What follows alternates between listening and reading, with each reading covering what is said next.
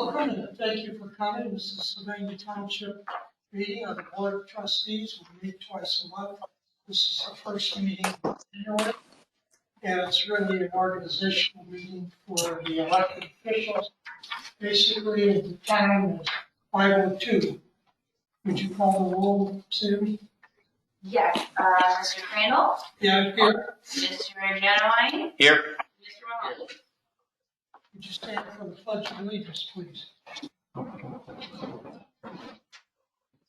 Pledge allegiance to the flag of the United States of America and to the republic for which it stands, one nation, under God, indivisible, with liberty and justice for all. Thank you. I think the next item, Mr. Turner, on organization of the board. No, I guess we just do that ourselves. Okay. I'll open up nominations for chairman. I nominate John Crandall as chairman. Second. Okay. All in favor? Would you vote? Don't we have to vote? Yeah, you gonna call the roll? First, yes, and second. Mr. Genowine? Yes. Mr. Mahoney? Yes. Mr. Crandall? Yes. Now we go to vice chairman. I'll nominate Neil Mahoney. Second. Mr. Mahoney? Yes. Mr. Crandall? Yes. Mr. Genowine? Yes. Yes, thank you. Now we'll go down to organizational matters, Mr. Turner. I don't, oh, there he is. Good evening, trustees, and thank you, Mr. Chair. Resolution 22001 would establish the meeting schedule, starting time for 2022. The way the resolution is drafted, the meetings would continue to be held on the first and third Tuesdays of each month at 5 p.m. and public hearings for the zoning department being held at 5:30 p.m. You okay with youth sports, John? Yep. That time? Okay. You can say that. Good, Great. fine with me. Next item. Do we pass that? I'll offer resolution 20-001, setting the time at 5 for regular scheduled meeting and 5:30 for zoning. Second? Okay, Mr. Crandall? Yes, Mr. Genowine? Yes. Mr. Mahoney? Yes. next item. Item 5.2 is resolution 22002, a resolution to establish trustee board appointments. In the agenda and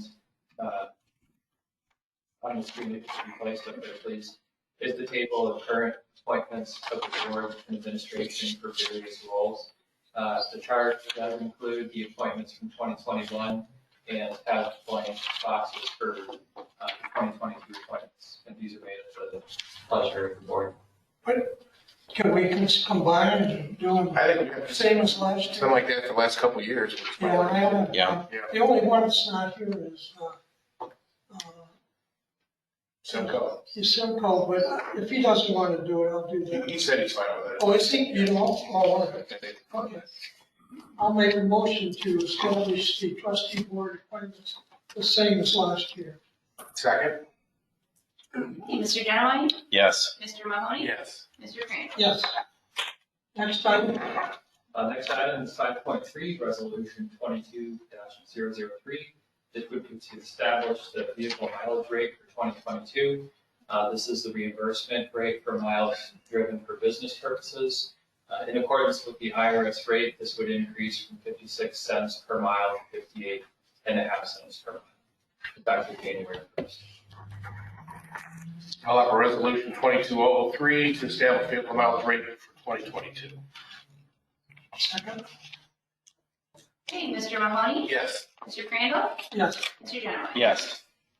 Next item on the agenda is approval of the minutes for the board of meeting on December 7th, 2021. I'll move approval. Second? Mr. Crandall? Yes. Mr. Genowine? Yes. Mr. Mahoney? Yes. Hearing of the public for agenda items only.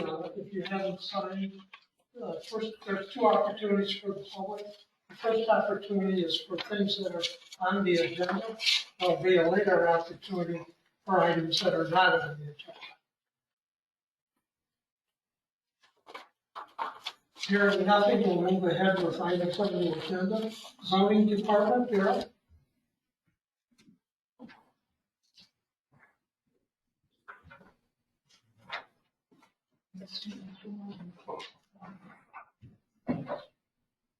Oh, thank you.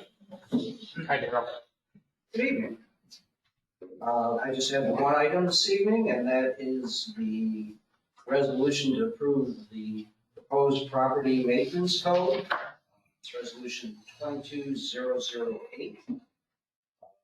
Board has received the latest revised draft of the property maintenance code, as well as one with all the changes redlined in it.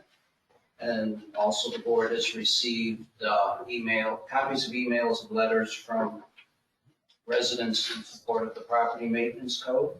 I guess, if there's any questions from the board? We've got public comment, right? This evening? Yeah, Mr. Crosby signed up. There's another person as well. That would, does you have any You questions? want to address this? Do I, haven't signed up to make a public comment, is that what I have to do? Yeah, you're signed up here. No, My name's Tony. Oh, no, I'm sorry. There you go. Yeah.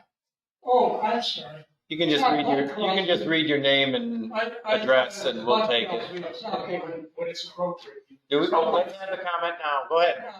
Step up to the mic, sir. Okay, what's in the conduct? Wait, please step up to the mic, state your name and your address. Oh, yeah. Just for the record. Yeah, sorry about that. I'm a past board member of Woods Canada Homeowners Association. Francine Lawrence, president, is on vacation out of town. Do you mind if I interrupt you? Concerns about the PM, the property maintenance. Can you state your name and address, please? Oh, Tony Matiszewski, 5947 Mia Canada Trail, Sylvania. Thanks. We have two properties in our neighborhood, both owned by the same individual. The one property, 4813 White Birch Court, has been vacant since spring of 2001. The other property owned by the same individual has no address on the mailbox, but is the first property north of 4805 Toby. That's been vacant since approximately 2007. Our HOA has fought with this gentleman to keep the properties up, right? And it's a constant battle, cutting the grass, raking the leaves, rot on the house. The houses are most likely full of black mold. The one property on Tobiac does not even have a gas meter any longer hooked up to that house, so it's not being heated. The code, these are properties that are vacant. Nobody's living in, and the one property is 20 years. And these are the properties in our neighborhood are going for between probably 320 and 420. To have vacant properties in our neighborhood, and we do everything we can to keep up our property values. But the one property next to 4813 White Birch Court, I know that they took a beating when they sold that house to an individual who lives most of the time out in Idaho, but has grandchildren here in the area, bought that property, and they took a beating when they sold it because of this vacant property next door. I've noticed that Toledo requires an annual registration of vacant properties, and the city of Toledo charges $200 per vacant property. Could Sylvania Township do the same thing, so you have a registration of vacant houses where nobody's living in? And especially with the one here, it's been 13, 14 years, and the other one has been vacant for 20 years. It's outrageous. And I did not see anything in this document that's being proposed to address property that's been vacant for decades. I think I would tend to agree with you. Darrell, if I say something wrong, let me know. I think we would have to take a look at that. I'm not sure we can put it in the code, but there might be a way of registering vacant property. And we'll take a look at that, I think, and then, I don't think this would affect it though on vacant property. If they're not maintaining it, it would. If they're not maintaining. Our HOA has been beating on this guy. It's, So now, high grass, we can address that. yes, we were, because Darrell, I think we've spoke in the past when I was on the board. I think that anything above 6 inches was against the zoning, but we've been addressing rot, animals living in the houses. The one house had a raccoon living in it inside where it actually chewed a hole through the roof. And this individual has also been, had a problem with burning, I don't remember the others, but it actually made blade. Winding wind, back in September. There was a problem on another property the same individual owns. The same individual, I don't want to use his name on the record because I don't know where that would put me legally. But from one of his maintenance people, that maintenance individual says that this gentleman owns about 30 properties around the city and they are all blighted. So, Carol, I don't think this would be a part of this code, do you? We can delay this if you think we can work it in there. I think we can look ahead with this and look at that separately, sir, I think. Go ahead, Darrell. What's your thinking? thank you. Hold on, I got a question for you. Stay right there, sir. Yes.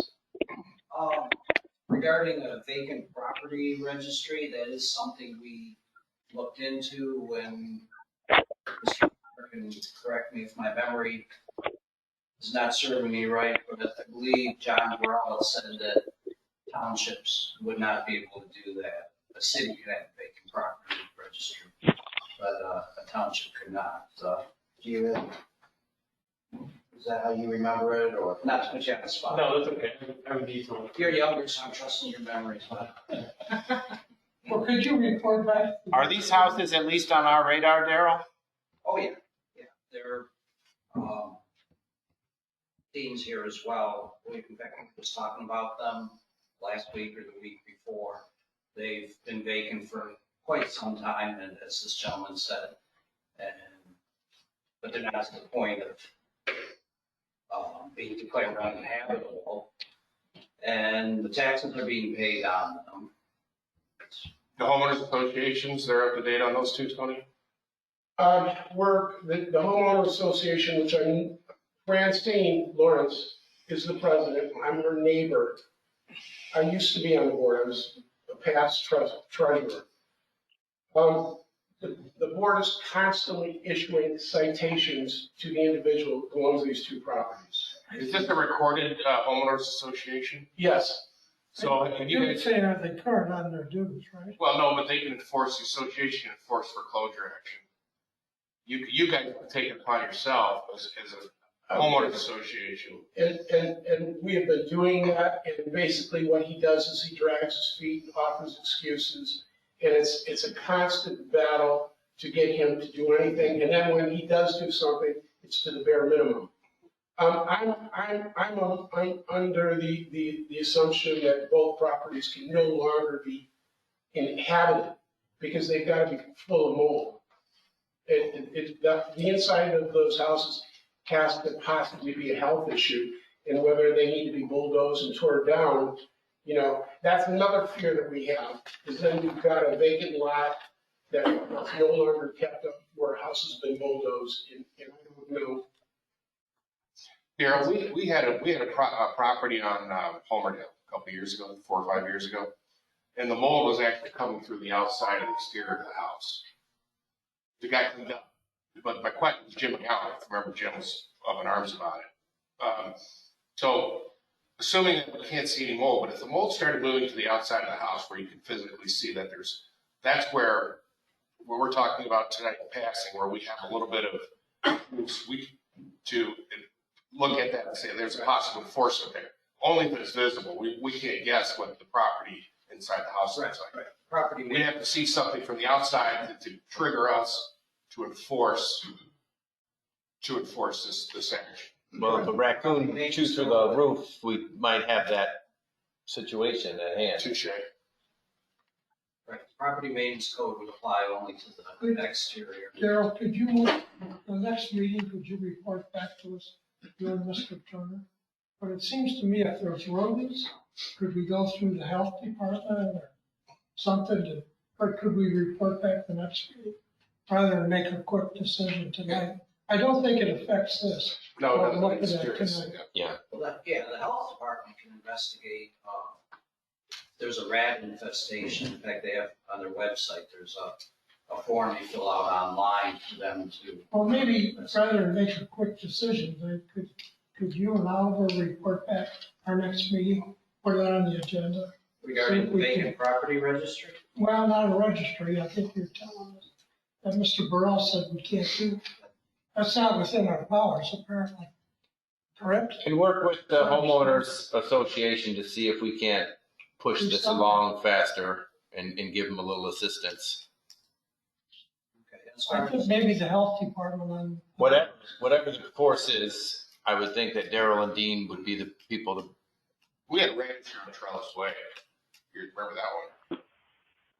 That was, as far as Oh, uninhabitable, yes.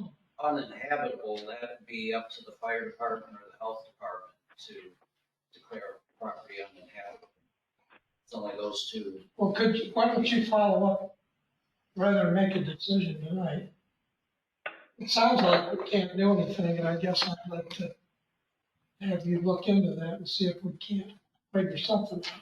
Health department, fire department, something.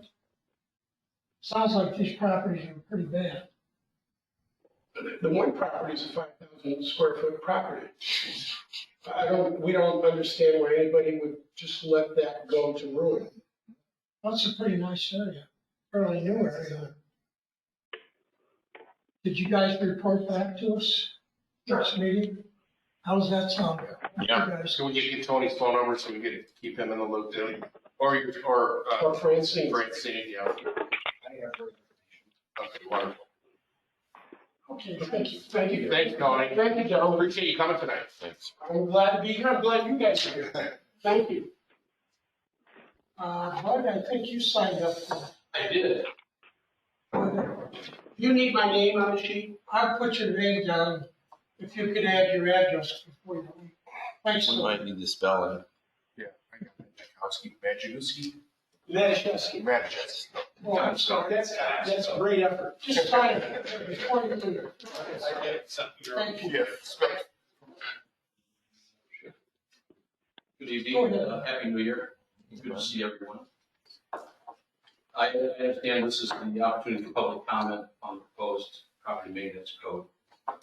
Correct. And so I did have some thoughts on that. You may have been expressed or heard from before by me. And the primary, there's a few points I would like to make. Initially, seems like the impetus to move forward with this property maintenance code was a result of the 2018 land use plan. And the questions that was presented that was claimed to have a 57% positive response rate was actually a question that was proposed in a individual meeting for the plan that was held here with approximately 30 people in attendance. And the 57% response rate of positive looking forward to this was a result of the question asked in that meeting. It was not one of the questions asked globally on the internet or through the hand or through the questions that were available printed. And the question itself was the written question, as I read it, was a bit leading in the fact that it says something to the effect of property maintenance has been flagged as a need in the community, but will require additional resources to implement. Should officials pursue the adoption of a property maintenance code. And so, as far as an overwhelming support of pursuing a property maintenance code, I think you're pigeonholing this quite narrowly. And there's a few other things. And some things that I've heard tonight was I found of interest. But I did look and see that you have pretty much cut and pasted boilerplate language that has been adopted by other home rule townships. In particular, this proposed code was utilized in Coleraine Township. And I have an addendum to that later that you might be interested in. Other investigations of property code maintenance that have been enacted do have in place an internal appeal process that results in civil citations that are issued to that board. And if that fails to get the required remedy for the problem, then it pursues and moves into a criminal action to the municipal courts. This particular code has no such internal review appeal process and goes immediately with consent of the trustees into the criminal court process, which will result in court costs and potential criminal record for anyone found in violation. The code has been modified slightly to remove the zoning manager from being the end-all be-all to include a more umbrella of all code officials. I find of interest that currently the zoning violations and the subsequent, if this is passed, subsequent violations of the property maintenance code will be reviewed and investigated based upon any information, including anonymous complaints. We've seen indications of potential neighbor conflicts already. The current zoning regulations are pretty well established and understood and easily applied. This is a more encompassing maintenance code issue that has potential for abuse with neighborhood complaints. Whether it's something viewed in the backyard by a neighbor who opposes whatever they see, there will be a complaint of some fashion that can and perhaps will be investigated. Hopefully with the good and best judgment of the code officials that are enforcing this. But I see a major problem with not having an internal civil appeal process. And the process that I've seen that has been enacted by the documents I've looked at call for the trustees who enact a resolution to establish an appeal board. Typically, they utilize and establish a different standalone committee, but they use their currently in place board of zoning officials. There are also established with them civil citation fines. Those are options that, for whatever reason, did not make it into this document that's being presented to you.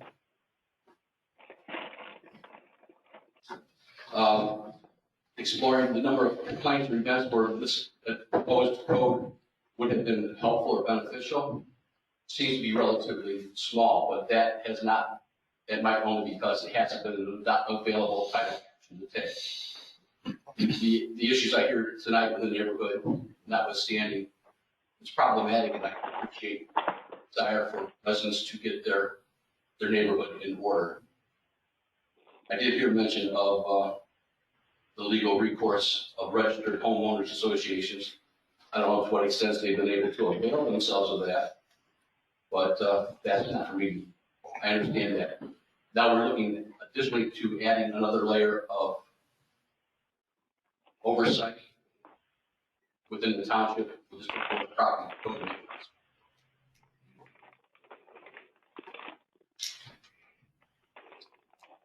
I might be one of the few people who have been in opposition of this voice, but that's not surprising.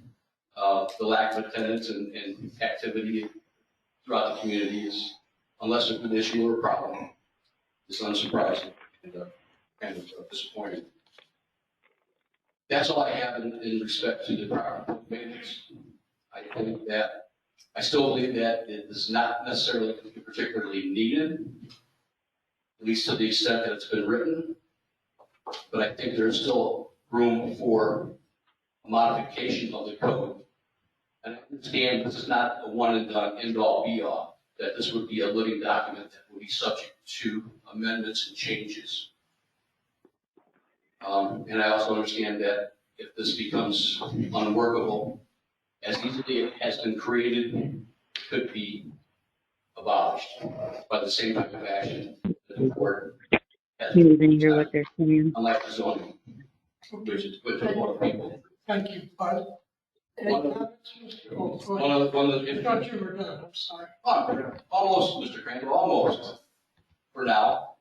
One other thing you might find of interest in when I was pursuing other property maintenance codes throughout the state of Ohio, and in particular, Sylvania Township, they do have in place a vacant building registry. So whatever legal advice you may have received, evidently and obviously, they have received separate opposite legal advice. That's for what it's worth as we pursue, although I'm not encouraging any more government oversight. It is definitely a potential. Thank you, Mr. Crandall. Now I am done. Okay, thank you. Any comments, Mr. You know, as I've stated in the past, Bud, this is trying to raise the standards of our community. And it really, like you mentioned, and that's kind of how I viewed it, it is going to be a living document. And if the complaint load comes in, you know, astronomical, we'll obviously have to take a look at, you know, what's working and what's not working. But again, anything, I've gotten at least maybe a dozen emails from homeowners associations, and everyone, it seems to be in agreement and thankful for our efforts, because it'll make their jobs a little easier to make sure everyone's in compliance. So again, this isn't you know, the be all end all here. So I'm supporting it. Dean, do you have, oh, sorry, Neil. No, I've got the same thing. I haven't had anybody say anything negative towards it. Good evening, trustees. I'm Dean Crandall? Morrison. I might have a comment before. Well, go ahead. Okay, go ahead. Go ahead. I'm the township zoning compliance officer for those that don't. I've been in this position for about 5 years now, and I get multiple complaints a year where people call and complain about dilapidated structures and what have you. And it was me, I worked with them a few years ago. I worked with the homeowners association and some of the neighbors that complained about these two houses. I was able to, you know, to the best of my ability, you know, do what the zoning resolution would allow me to do, which was very minimal. You know, I got the guy to start cutting the grass, clean up the branches around the outside of the house, things like that. But the rotting wood in the houses and things like that, I had to say, I'm sorry, but there's nothing that I can do because the zoning resolution doesn't allow me to do that. Like I said, I get complaints that several times throughout the year where I have to tell these people, you know, as long as they're cutting the grass, that's all I can enforce. I'm sorry that the shutters are falling off the house. I'm sorry that the gutters are falling down, the shingles are cutting off the roof. There's absolutely nothing that I can do about those types of things. That's why Daryl and I have spent probably the last couple of years going through different property maintenance codes, trying to find out which would be the best fit for the complaints and the situations that we have here in the township. You know, some of them were very extensive, others were pretty minimal. We found this particular property maintenance code that several townships throughout Ohio use kind of a base of this. And it really fit what we're trying to accomplish here, and that's to be able to do something about these complaints that come in and allow me to say, yeah, I can probably help you out with that, rather than saying, you know what, as long as they're cutting the grass, it's all I can enforce. You know, I think it's kind of funny that if they call in that the fence is falling down out back of their yard, I can do something about that. Like I said, if the shutters are falling off the house or, you know, the siding's falling off, there's absolutely nothing I can do. So that's kind of why Daryl and I spent the time. That's why I'm asking for your support for this, just so, you know, when I do get these complaints come in, that I can help the homeowners association from the woods of Miacana. I can help Bud Crosby's next door neighbor when he, you know, I got a complaint from him. The house right next to him was extensively damaged by fire. He called me up. He said, you know, that happened 8 months ago and they haven't touched the place. I went out there. The grass was 2 feet tall. There was a pile of debris in the backyard when the fire department did their overhaul. I said, well, the unfortunate part about that is, you know, well, the good thing is I can get the grass cut and I can get the debris cut out and that you picked up in the backyard, but the rest of it, there's nothing I can do. So, I think this is gonna be another tool in my toolbox that'll help me take care of situations like that, so we can, maintain the quality in Sylvania Township that our residents expect. Thanks, Dave. Anybody else want to comment? I don't think so. Anybody sign in that want to comment? No, Okay, do some more signatures, I just want to make no, sure. that's for something. Okay. But, Mr. Crosby, I think you're gonna be opposed to this, no matter what we do. You spoke to us before, we've made some revisions. Is there a way of resolving this with you? I don't think so. Am I correct on that?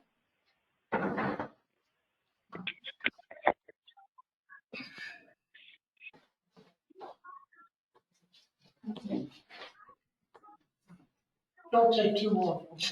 I understand you appreciate the brevity of the meetings, I will not extend it overly so. Response to your question? Me personally, I probably won't embrace it in its entirety, but I think it could be changed to the point that it will, I think there's key components that are missing. I think an internal appeal process All right, would be valuable. And not investigating, resolving anonymous complaints. I think it needs to be put out there. But that is me personally, you're asking me for my personal opinion. Those are two key points that I think are missing. And I'm finished now. Thank you, Mr. Crandall. I think in the past, Bud, we forced people to leave their name when they filed a complaint because, we realized that we're settling a lot of personal disputes through zoning, and that's not really the right way. And, but then it kind of, the safety aspect of it kind of overshadowed that view. And I think that sometimes it is necessary to keep it, so if somebody calls in an anonymous complaint, we go out and if the complaint's valid, then we move forward. If we realize that it's questionable or something, then, I think we've got some discretion that we can utilize with our staff here to make sure that it's, we're not out settling an argument over somebody, that disagrees with his neighbor. So there is both two sides to every story. Absolutely. I do believe that there can be value with this. Yeah. As long as it's not onerous. well, I think the board's already instructed the staff that complaints or, follow up, we're not gonna drive the neighborhoods, all we do is zone it or compliance.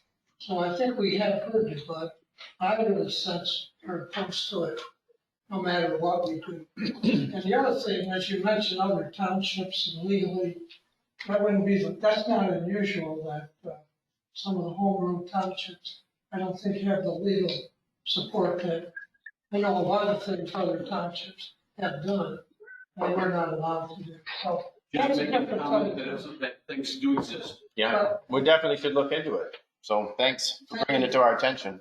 I'll move resolution 22008. I think Darrell wants to jump in. Oh, I'm sorry, Darrell. I just wanted to reiterate that the one section kind of still hanging out there for debate is 304.3 premises identification.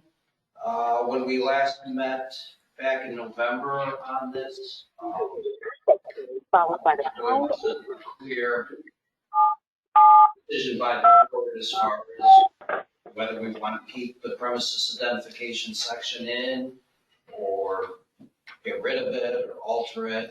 I thought you were gonna follow the school, you got into the fire state. Well, I did add that last sentence that Mr. Graham was concerned about Pound.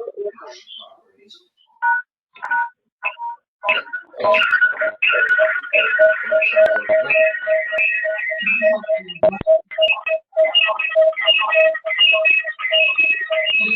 That you get alarm system there.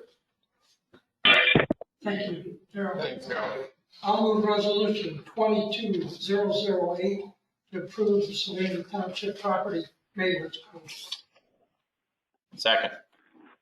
Okay, Mr. Genoway? Yes. Mr. Mahoney? Yes. Mr. Crandall? Yes. Thank you. We'll move on to Thanks, the Darrell. next Good job. item on the Emergency Service Department.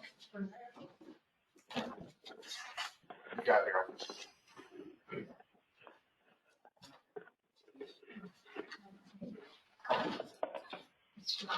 Evening, board.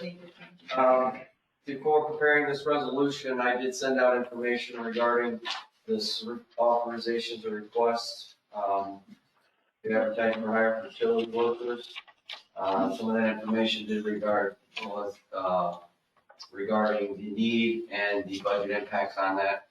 I didn't receive any comments or questions, so I submitted resolution 22-007, requesting authorization for road superintendent to advertise to hire utility workers. Looking to hire two new utility workers that would take our utility worker strength to 10. Again, as I remind everyone, our authorized strength in 1999 was 14. So this would be starting to increase our efficiency, and it's desperately needed.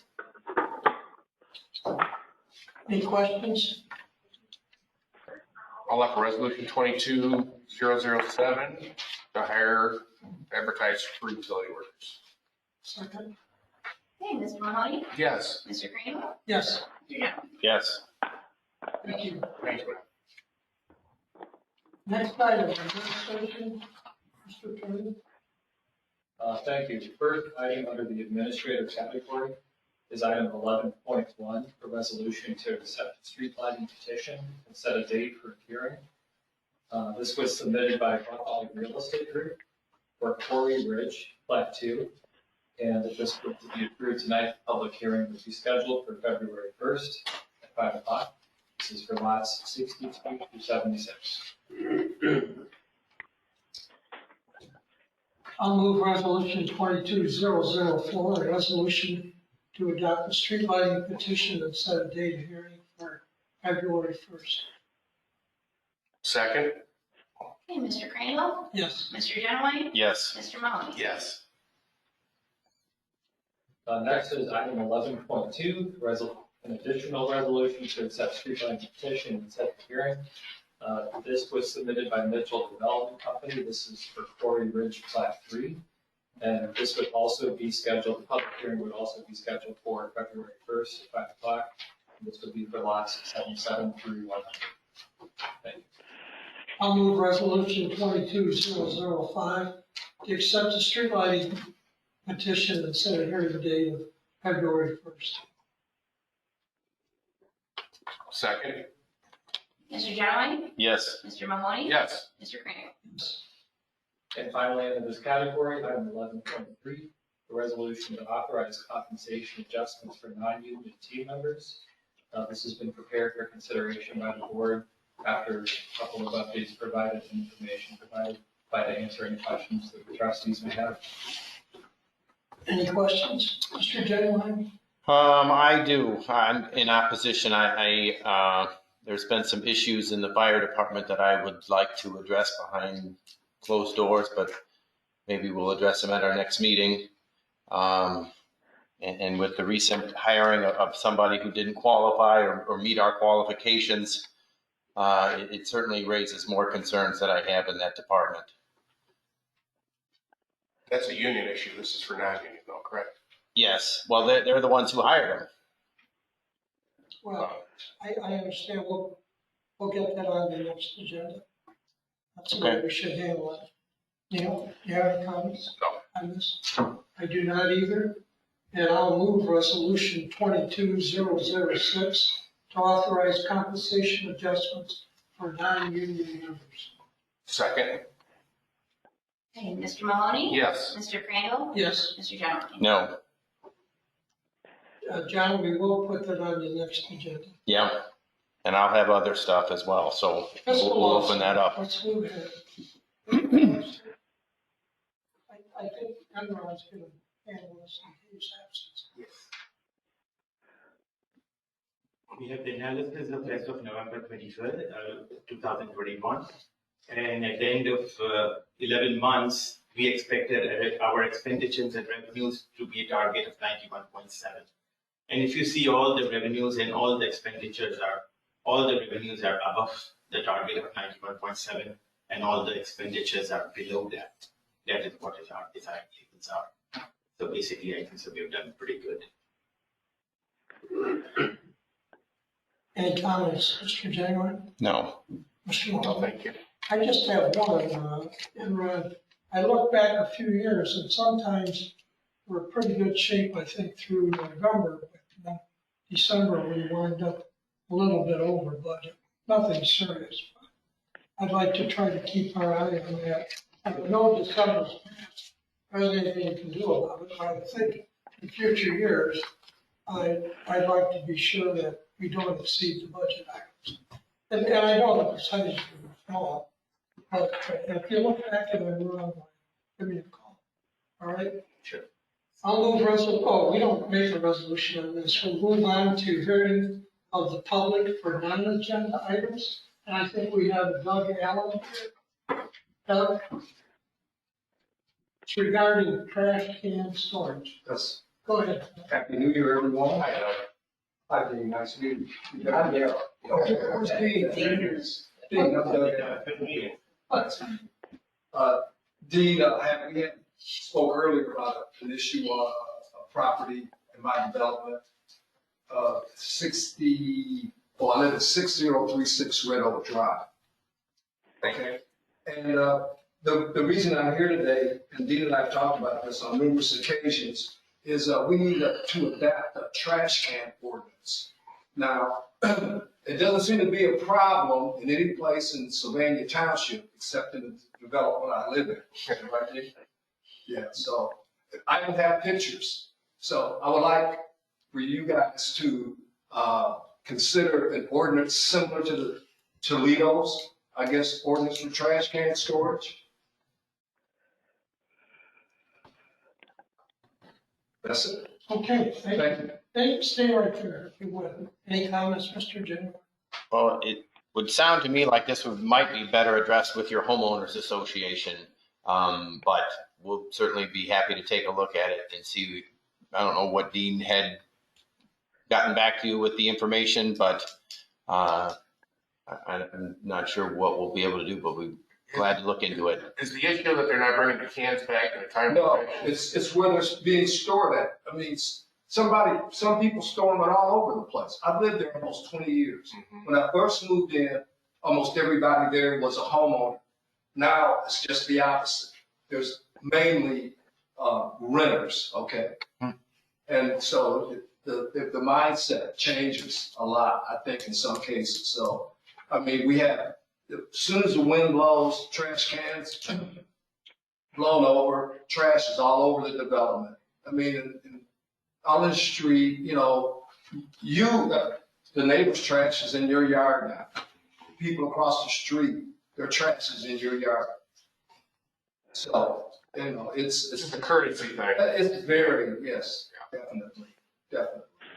Any comments? Yeah. Thank you. My only comment is I've had other complaints, the same, not that the cans aren't organized, but they're out right at the street rather than behind the building.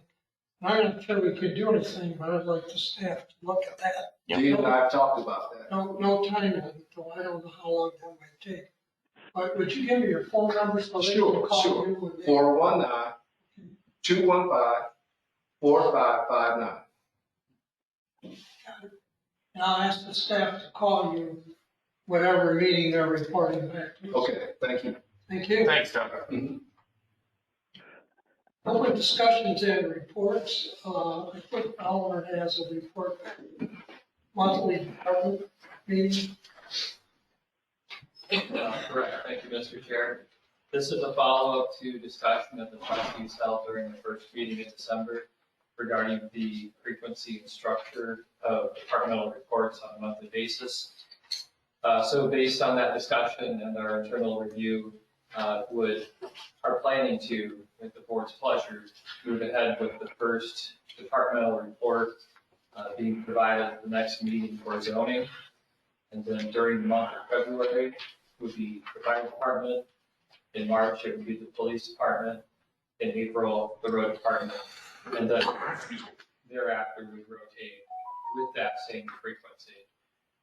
Each department would accordingly be presenting approximately 3 times a year. In the would lend itself to perhaps a more in-depth discussion on topics of interest and additional oversight. But part of the discussion that we hadn't heard of, my thought process personally was that the departments could continue to develop monthly reports as a best practice and email those to the board. That way, if there's an issue that is of personal interest to the trustees or of note to the board, it's not reported 2 or 3 months down the road. If this is acceptable to the board. So we'll continue to get the monthly reports, but every 3 months we'll meet with the different department and have a little more discussion. Is that correct? Any comments? Okay, thank you. Any other reports, Mr. Gentleman? No. Mr. Mullin? I do not, thank you. I do not have anything. I'll move to go into executive session. Oh, I'm sorry. We have a citizen. Oh, I'm sorry. Sorry, Oh, I came in late and I That's told you okay. to sign. Before you leave, though, would you sign the sheet Sure. so we get you? Sue to it, 6051 Green Acre. The property on Green Acre, 5900 block, north side, when they had the truck in the front yard, he's now moved it instead of the front of the house, past the driveway onto the grass over there, and now he's put a trailer in the front yard. Just wanted to know if anybody was aware of it. So he hasn't complied at all. Dean, I didn't have any time on It's, that. it's an ongoing situation with that guy, you know, I get him to move the trailer out of the front yard, then he puts a truck in the front yard, and then, you know, he's moved. Now the truck, trailer's and then- back. I wasn't aware that the trailer was back, but it's just. But when he moved the truck, he didn't move it on the driveway, he moved it on the grass on the other side. I will, we'll get out there tomorrow. I appreciate that. So, give me your phone number, so, do you have it, Dean? Check, call. So I have Sue's phone number? Yeah. Sure, I can do that, but- Well, I it's bet you do. I bet you He do. does. 419. 356-0508. Happy New Year, guys. Dean, you don't take another look at it and get your call. Thank you. Thanks. Okay, I'll move to go into executive session at 5:50. Just one question, with this property maintenance being passed, if somebody is in violation, what then happens? Are they written a citation, are they written a warning? Does it go as far as court appearances? What happens to enforce the zoning? Eric? Yes, we would send a letter through regular mail to the property owner, notifying them of the violation. It needs to be corrected within X amount of time. Go from there. Ideally, they correct it. If not, then I take a few more letters, certified mail. Pursuing legal action is always the last recourse, and it really happens very seldom. But if that be the case, we would bring it before the trustees to send it on to the Lucas County Prosecutor's Office. Assuming the trustees approve that, then we would send it on. Quite often, if our letters don't get the attention of the property owner, the letter from the prosecutor's office does get their attention. So basically, most of them are considered misdemeanors, or do they have any kind of a legal, like it's a criminal violation, correct, or it's not criminal? No, it's not It's criminal. just a zoning, but. Right. No, I'm curious if, are there gonna be like fines from, if something goes that far where a guy has to appear in court because he's not fixing his property, he'll get $100 fine, or where would it go? Townships in Ohio cannot impose fines, like a city can. Okay, Only a judge can impose those fines. So if it would go to court, we being the prosecutor's office, ask the judge for a fine of X amount of dollars per day of violation. Okay. The violation in effect, then it would be up to the judge whether they would impose that or not. Yeah, it's good that nothing ever has to go that far. And I'm kind of hoping that what you're doing is going to help reinforce our HOA rules. You know, just to think that the township's doing something too. Because with a couple other individuals, we've had to get attorneys involved and all sorts of things like that. Yeah, hopefully, it's not gonna happen very often. Sure. I've been in this position for 10 years this month. I haven't been in a courtroom yet for any. Minus time. Anything that we've had to send on to the prosecutor's office, it's always managed to be worked out between attorneys, and Sure. it's never gone. And that's how ours has been too. The attorneys get together and Right. work things out. That's why they make the big bucks. Yeah. Could we Thank move you. on? Thank you. I'll revise my motion to go into executive session at 5:54. We're gonna discuss, Yes, we're going to discuss employee compensation and consider purchase of property. And joining us will be Mr. Grant and Mr. Trimble.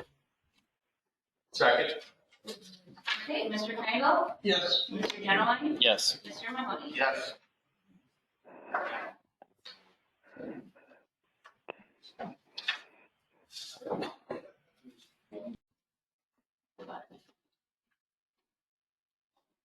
Okay, we are on. Okay, I'll move to come out of executive session, no action taken at 6:40.